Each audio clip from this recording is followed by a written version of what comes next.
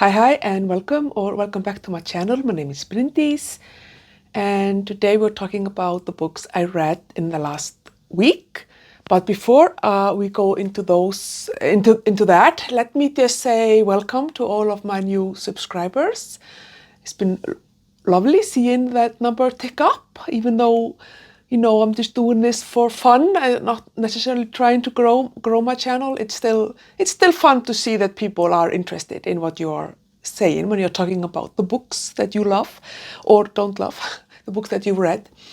If you're coming here from Andrea's channel, welcome. So this is my booktube channel where I talk about books. The focus of this channel has changed a little bit in the last year.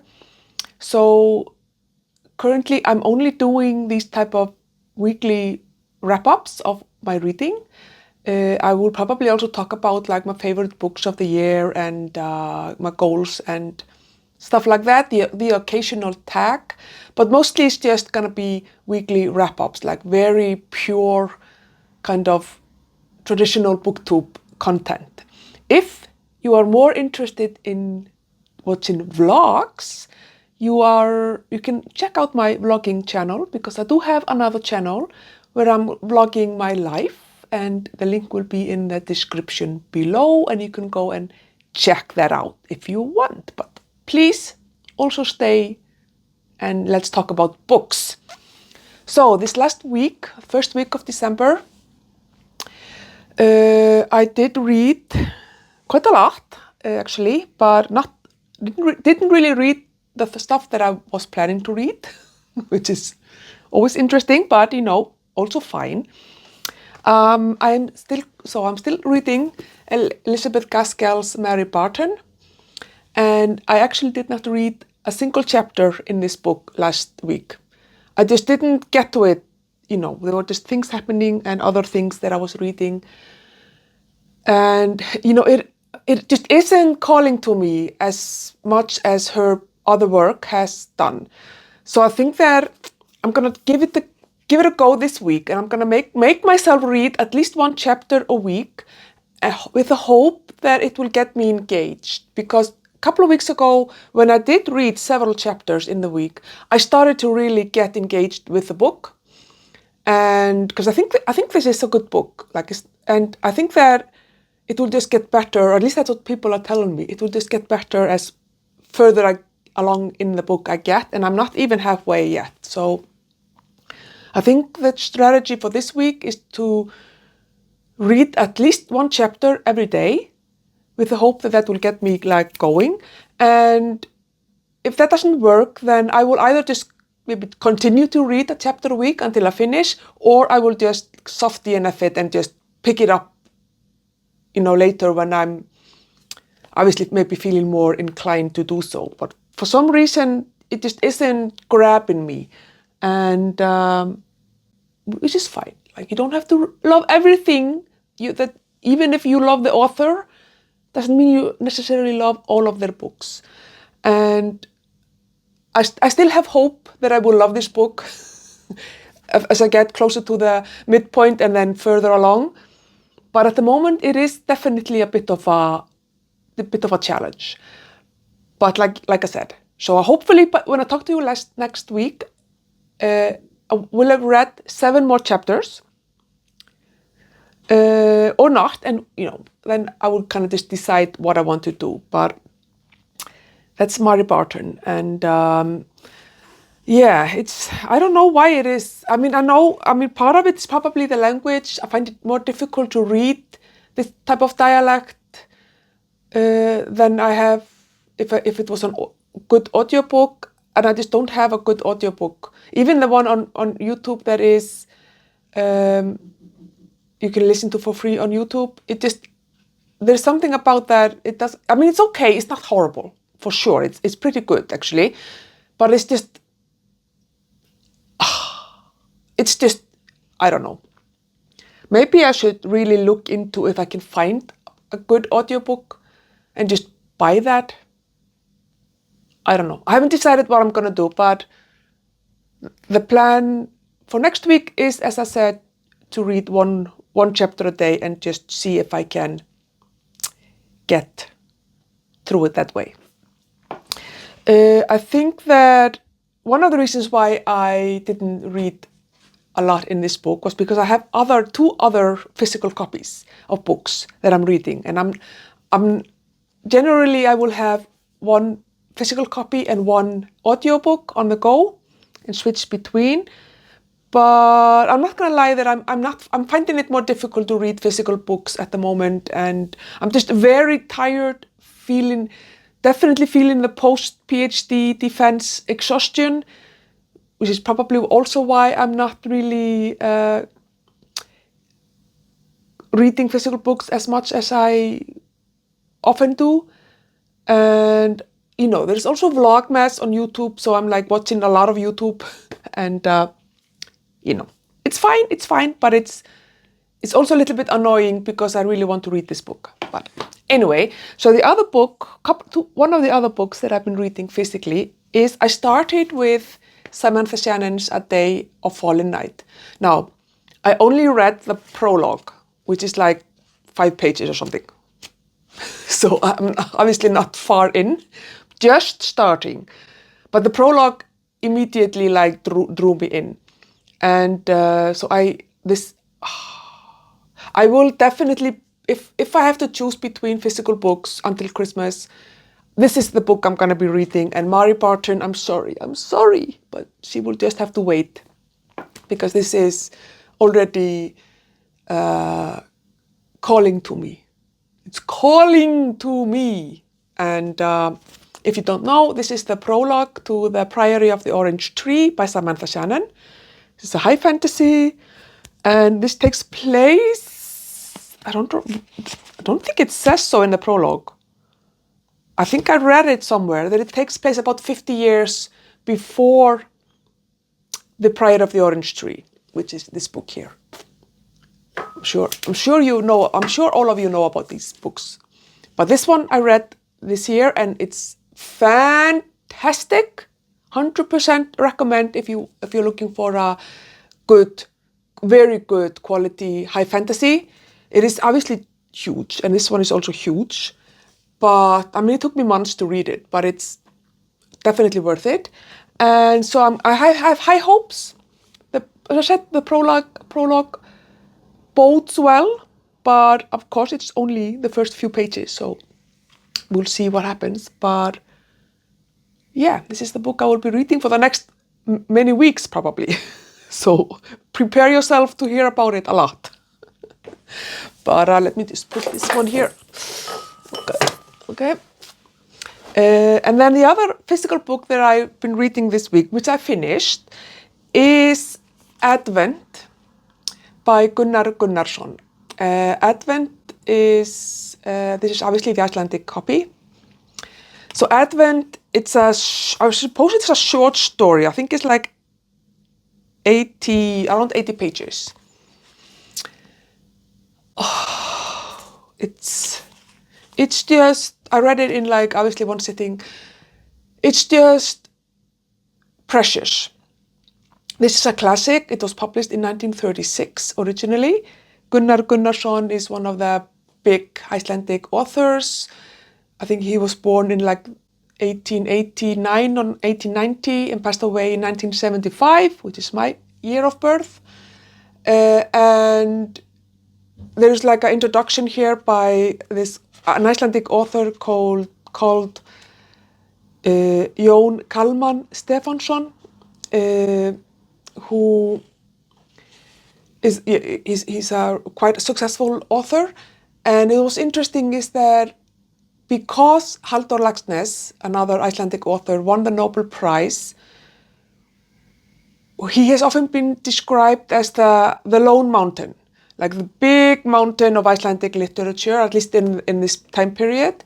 And Gunnar Gunnarsson has sometimes been kind of forgotten, but according to Jón Kalman, at least, the quality is definitely there, up with Halldór Laxness. And I agree. This is the only thing that I've read by this author. There are 2 other books. I have one of them at least as an audiobook, called Blackbird, and then the other one is called, I don't know what it's translated to, but it's the direct translation would be The Mountain Church.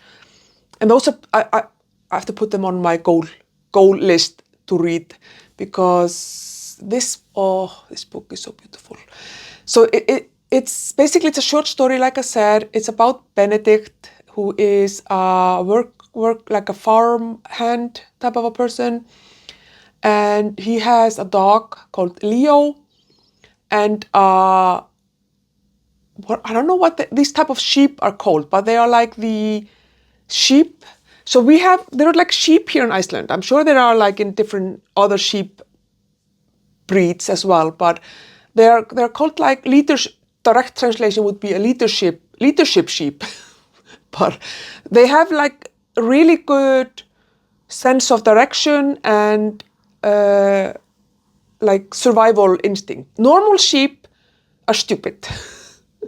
And they will just, if they get caught out in a snowstorm, they will probably just like panic and end up dying because they don't know how to seek shelter or like use their hooves to find grass to eat. So they just die.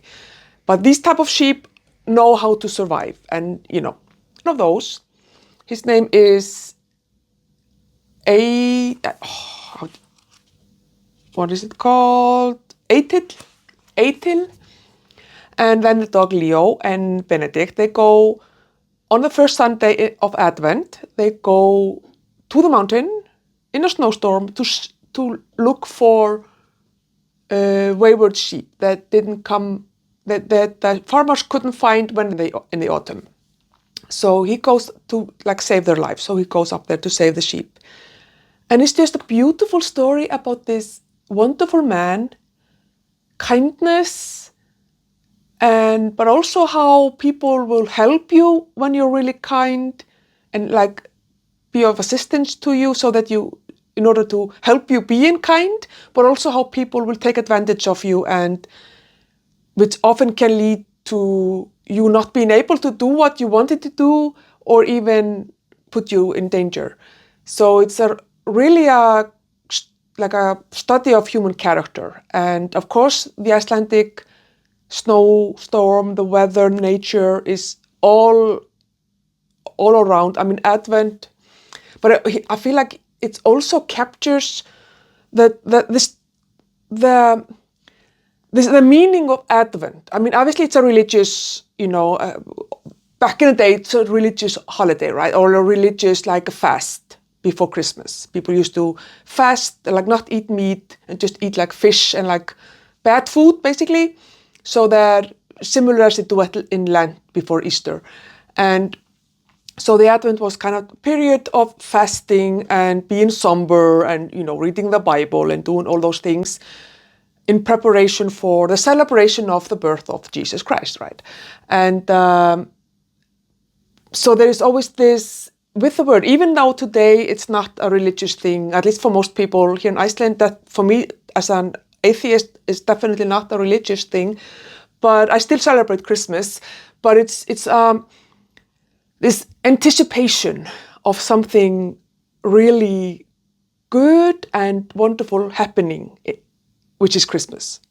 So yeah, I remember as a child, it just such like you would lit each of the 4 candles on each of the 4 Sundays before Christmas, and just this lead up to Christmas, this anticipation and just this looking forward to the wonderfulness that was Christmas. Obviously the presents as you were a child, but maybe today is more like just the celebration, being together with family, with friends, the gifts, as well as still like the gifts are obviously also a wonderful part of it, but also just being together, I think, is more what it means. So I think that in a way he captures that feeling in Benedict, who is going through the harshness of being out in the mountain in the snowstorms and horrible weather with his sheep and his dog, keeping everybody alive, anticipating it being Christmas and him being back at home in the warmth with nice food and so it's a really good book. It's been translated into all the languages. You definitely should read it. Gunnar Gunnarsson, Advent. 100% recommend. I think this is a perfect Christmas read, really perfect. And then the books that have been, the number one book that has been distracting me from everything else is obviously The Lord of the Rings, The Fellowship of the Ring. I'm listening to this narrated by Andy Serkis, and it is perfection. It's perfection, perfection, perfection. There is nothing as good as listening to Andy Serkis narrate The Lord of the Rings. It is just perfection. Now, I'm not reading it cover to cover. I'm not sure. I don't think I'm actually going to count it as a read book for this year's statistics because I'm skipping a lot of chapters. So I read, of course, when Bilbo's birthday party and, Bilbo Baggins, do you take me for a conjurer of cheap tricks? I don't actually think that Gandalf says that in the book. I think that's in the movie. I forgot to pay attention to it, but it's one of my favorite lines and in the, I love it. I love it so much. So I listened to Bilbo's birthday party and him going, disappearing, and then Frodo taking over the ring and Gandalf going, all of those things, the Shire, them leaving the Shire. I do enjoy Tom Bombadil, but I didn't feel like listening to that this time around, so I skipped that. Went into Bree and the tavern there when they met Strider, and then I skipped everything until they were in Rivendell. And they are now currently, as I'm listening to it, at the council of Elrond. So Boromir has been looking at the ring with longing in his eyes. So I'm absolutely loving it. But I am, like I said, I'm just listening to bits and bits. My favorite bits of the book, I'm listening to that and just skipping the rest. Because I've read this book. Well, this would be the 5th time I read the book. And of course I watched the movies 50 million times. So, I'm allowed. And then the last book that I've been reading this week is Fredrik Backman's Anxious People.